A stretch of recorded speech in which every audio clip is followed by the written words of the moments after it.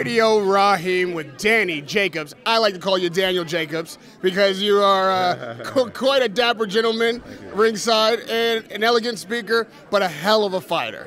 And you have an opportunity ahead of you to face Canelo that you earned the hard way. Yeah. And that you have to respect that.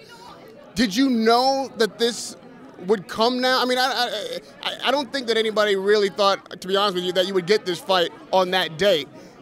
When did you realize that this was a real thing and you were going to have the Cinco de Mayo date with Canelo and a shot at all those belts? Until the contracts were actually signed, I didn't feel like the fight was going to happen. And knowing of the negotiations and all the periods of the part that people really don't get a chance to see that goes on behind boxing, it's very stressful.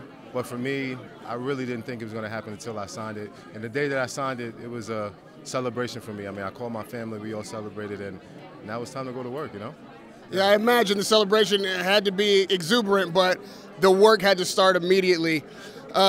You've been showing a lot of grit, good performances in there, but Canelo's an elite fighter. He may be and probably is of a much better class even than the excellent fighters you've been facing. Do you have to step up now and perform better? Do you feel like there are things that need to be added to your arsenal or your performance to beat Canelo?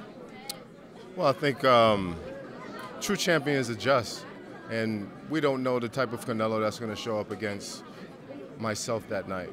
You know, I'm a fighter that he's never faced before. I bring a different arsenal than the guys that he's fought in the past. So yeah, I have stepping up to do, but I also feel like he's going to have a lot to step up as well, and we're both going to have to adjust. But I think that's what goes for a great fight. You know, both guys trying to figure it out, but still having an action-packed back-and-forth style.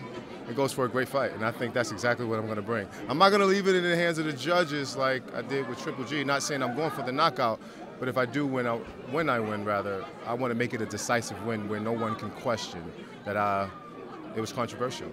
Well, Triple G is still on anybody's mind that's looking at the middleweight division, and I'm certain all the fighters. You two have that opponent in common. Yeah.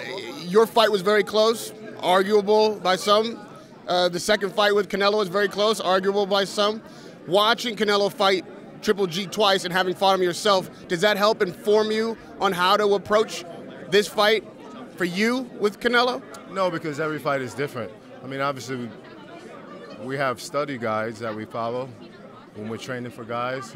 And I let my trainer, Andre Rozier, come in here because this is one of the greatest trainers of our generation.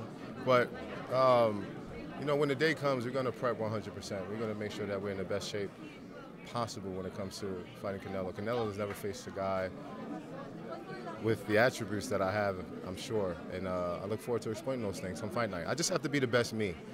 I have all the tools. I'm fast. He has all the weapons, all the necessary components to be what he already is. And that's the #1 middleweight on the planet. This now is a venture into the realm of Hall of Fame accolades, and that's always been the goal for Danny, to be a Hall of Famer. Titles are one thing, fame is another, but when you lay history down, and that's what we're planning to do, lay history down and get him in the Hall of Fame, we've achieved our goal. Congratulations on that, signing that fight. Congratulations to the fans. Radio Rahim with Danny Jacobs.